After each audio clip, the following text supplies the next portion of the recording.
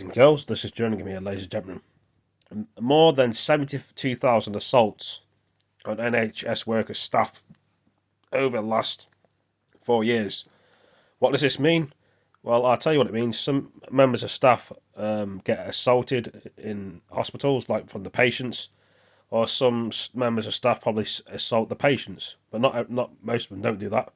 Or if you're in a care home, some carers assault the patients, but this thing means that the patients are assaulting the staff, and the staff don't understand why. Probably they were having like a normal conversation with the patients, and they started attacking them, and it probably upsets them. Their friends and family watch this probably get upset and distressed about it because it's their loved ones getting hurt or putting themselves on the front line in the crossfire. It's not a war zone, but you know what I mean. They want to be going to work peaceful and happy, helping people and not getting attacked on the job. That's what it means.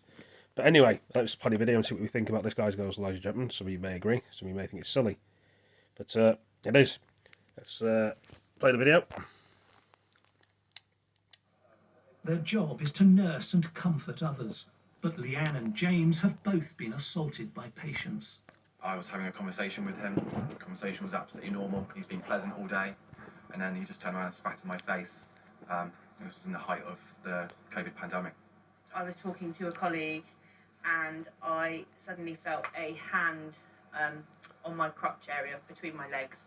To be a victim of that, for me just doing my job, for caring for people, is really difficult to you see, some people lie about this sort of thing. What do you think? Such attacks on medical staff are far from isolated, according to new 4-year data supplied by NHS hospital trusts. A Sky News Freedom of Information request was sent. I mean, people do get assaulted, and it's disgusting to hear, but some people lie about it to get compensation and stuff. And said they'd recorded 72,174 assaults.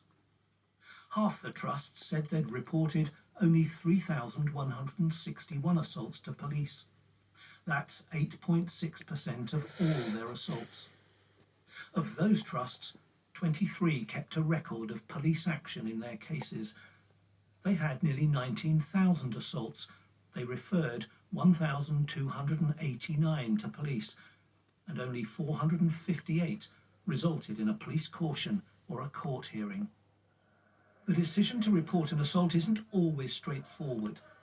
When the patient spat at James, he didn't tell police.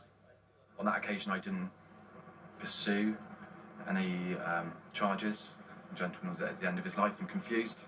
It went through my head that I didn't want his wife to be contacted, after he died, maybe a week later, by the police, to be found out that was, the last memory of her husband.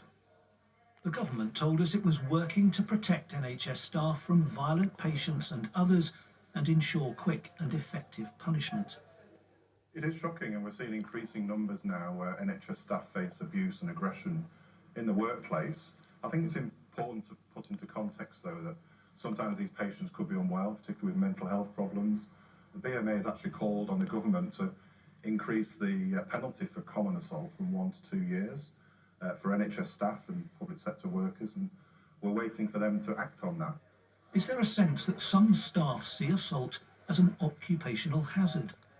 Some people may say it's part of the job, but actually no, I don't believe it is. Any form of assault, verbal or violence and aggression, is not acceptable.